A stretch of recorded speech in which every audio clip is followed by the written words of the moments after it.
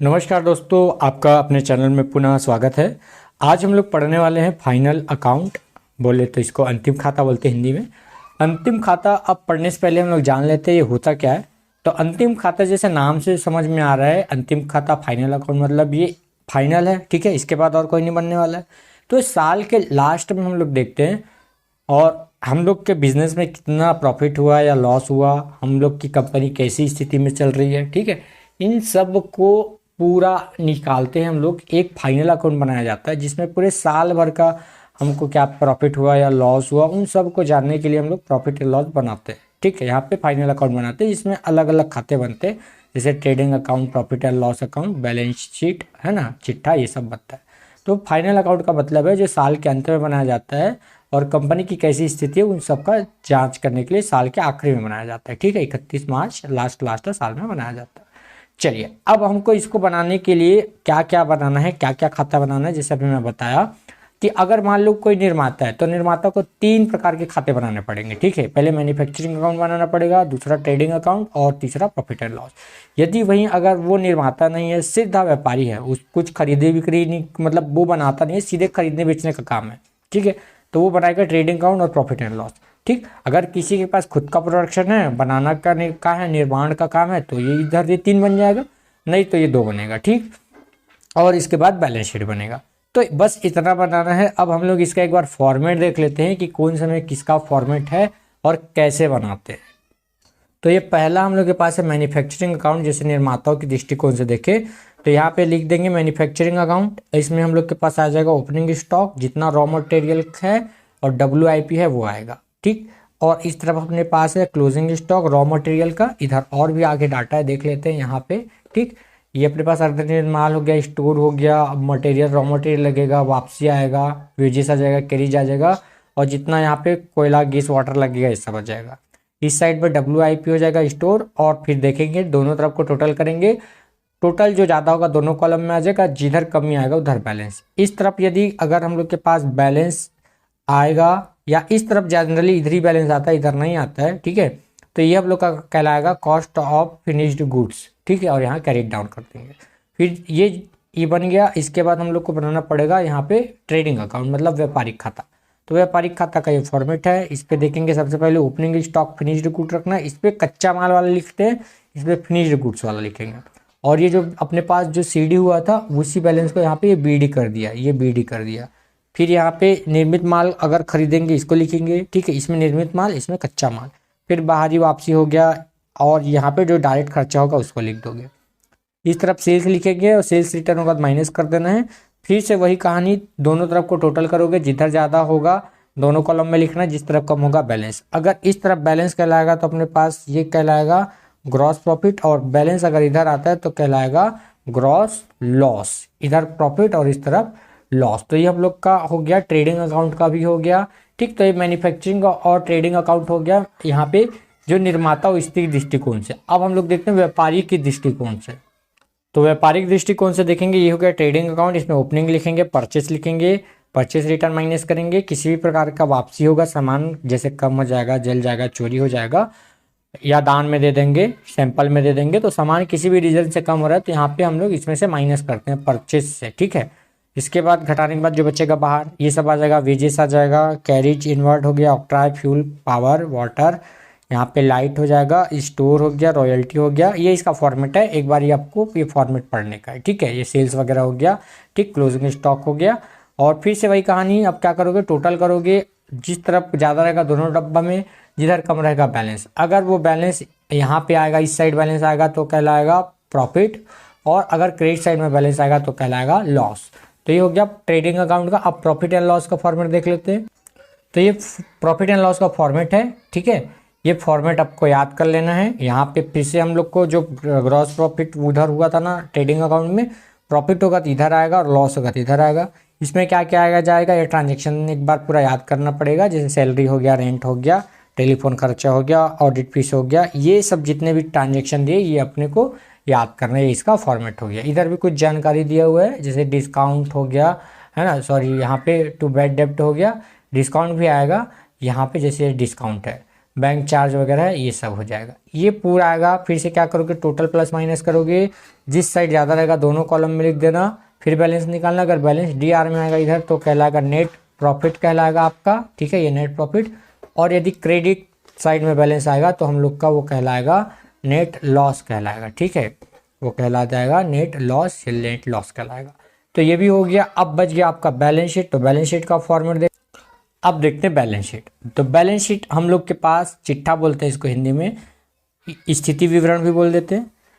अब ये दो पक्ष होते हैं इसमें, इस साइड लायबिलिटी कैपिटल होगा और इधर एसेट होगा। इसमें जितना भी लायबिलिटी होगा, जितना दायित्व होगा, वो सब इधर लिखना होता है। जितना भी संपत्ति होता है, किसी भी प्रकार की संपत्ति है, चाहे करंट एसेट हो, चाहे फिक्स एसेट हो, टेंजिबल हो, इनटेंजिबल हो, वो सब इधर आता है। तो ये इसका फॉर्मेट है। ये फॉर्मेट आप एक बार याद कर लोगे, ठीक है। यहाँ पे देख लेंगे ये सब ट्रांजेक्शन्स ये है, और ये हमेशा बरोबर आएगा। इसका कभी भी आंसर बैलेंस नहीं आएगा। इस पर क्या रहता है, दोनों हमेशा बरोबर आना चाहिए रहता है, तभी ये सही होता है। तो इस प्रकार ये तीनों का फॉर्मेट हो गया। ये तीनों का फॉर्मेट आपको याद करना है, फिर ये कंप्लीट हो जाएगा। चलिए, तो ये तो फॉर्मेट के बारे में बात हो गया, तीनों का फॉर्मेट हो गया। वो तीनों फॉर्मेट आपको याद करना है, ठीक। अब हम लोग वहां तो बुक पे दे दिया हुआ है, अब हम लोग इसको थोड़ा सा सिंपल करने की कोशिश करते हैं कि होता क्या, कैसे क्या बनाना है, ठीक है। चलिए तो देखते हैं। पहले हम लोग को अभी हम लोग ये पता किए कि अगर फाइनल अकाउंट निर्माताओं के लिए बनाएंगे तो 3 ठो बनाना पड़ेगा, और यहाँ पे हम लोग अगर व्यापारी के लिए बनाएंगे तो 2 बनाना पड़ेगा। तो पहले हम लोग इसको समझते हैं, पहले है क्या ये 2-3 वाला क्या कहानी है। कभी कभी क्या होता है, कोई लोग खुद ही बनाते हैं, अपना सामान खुद बनाते हैं। तो जितना आपके पास यहाँ पे रॉ मटेरियल से लेके, यहाँ पे एक बार बता देता हूँ कि जितना आपके पास रॉ मटेरियल जो कच्चा माल होगा, कच्चा माल और अर्धनिर्मित माल, ठीक है।